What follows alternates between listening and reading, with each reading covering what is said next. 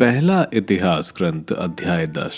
राजा Saul का देहांत। फिलिस्ती Israel के विरुद्ध लड़ रहे थे। इजरायली फिलिस्तीनियों के सामने से भाग खड़े हुए और उनमें से बहुत लोग गिलबोआ के पर्वत पर मरे हुए पड़े थे। फिलिस्तीनियों ने साउल और उसके पुत्रों का पीछा कर साउल के पुत्र योनाथन, अबीनादाब और मलकीशुआ को मार डाला। तब साउल के निकट घमासान युद्ध हुआ।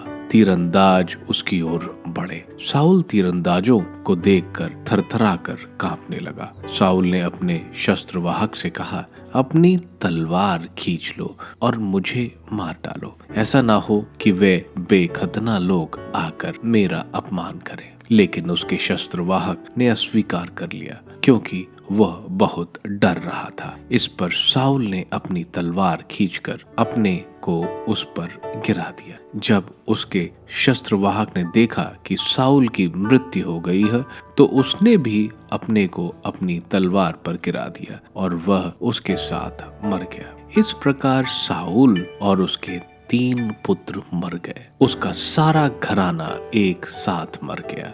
जब इजरायलियों ने देखा कि इजरायली सैनिक भाग गए हैं तथा साउल और उसके पुत्रों की मृत्यु हो गई है, तो वे अपने अपने नगर छोड़कर भाग निकले। इस पर फिलिस्ती आकर उनमें बस गए। दूसरे दिन मरे हुए लोग को लूटने के लिए फिलिस्तीन लोग आ पहुंचे। उन्होंने साउल और उसके पुत्रों को देखा जो गिलबोआ के पर्वत पर मारे गए थे। उन्होंने उसके वस्त्र, उसका सिर और उसका कवच ले लिया और अपने देवताओं तथा लोगों को विजय की सूचना देने फिलिस्तीनियों के देश भर में दूत भेजे। उन्होंने उसके अस्त्र वस्त्र अपने देवता के मंदिर में रख दिए और उसका सिर दागोन के मंदिर में लटका दिया। फिलिस्तीनियों ने साउल के साथ जो किया था, जब गिलाद के याबेश के सब निवासियों ने वह सुना, तब वह युद्ध योग्य पुरुष प्रस्थान कर